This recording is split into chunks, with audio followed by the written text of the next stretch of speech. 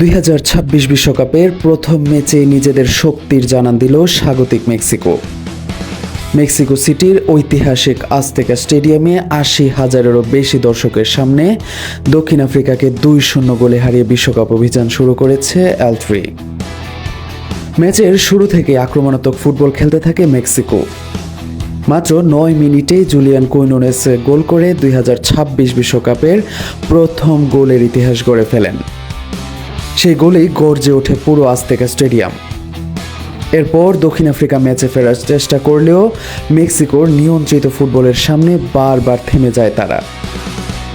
দ্বিতীয়ার্ধে দক্ষিণ আফ্রিকার অবস্থা আরও কঠিন হয়ে পড়ে। 50 মিনিটে সিথোলে লাল কার্ড দেখে মাঠ ছাড়লে 10 জনের দলে পরিণত হয় আফ্রিকানরা।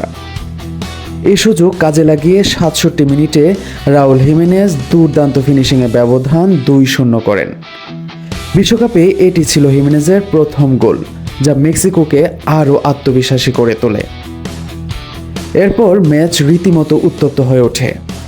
84 মিনিটে দক্ষিণ আফ্রিকার জুয়ানে দ্বিতীয় লাল কার্ড দেখলে তারা 9 জনে নেমে আসে। শেষ দিকে মেক্সিকোর সিজার মন্টেসো লাল কার্ড দেখেন। ফলে ম্যাচে মোট 3টি লাল কার্ড দেখা যায়, যা বিশ্বকাপের উদ্বোধনী ম্যাচের ইতিহাসে বিরল ঘটনা।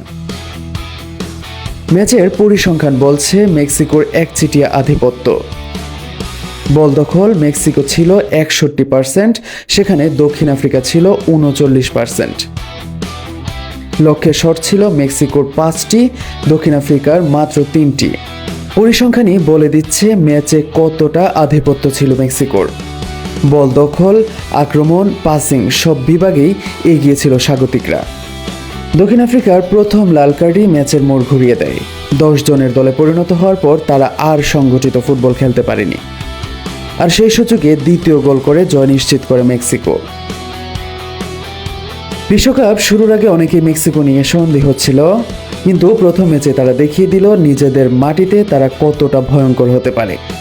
অন্যদিকে দক্ষিণ আফ্রিকাকে এখন ঘুরে দাঁড়াতে হলে পরের ম্যাচগুলোতে অনেক বেশি সুশৃঙ্খল ফুটবল খেলতে হবে।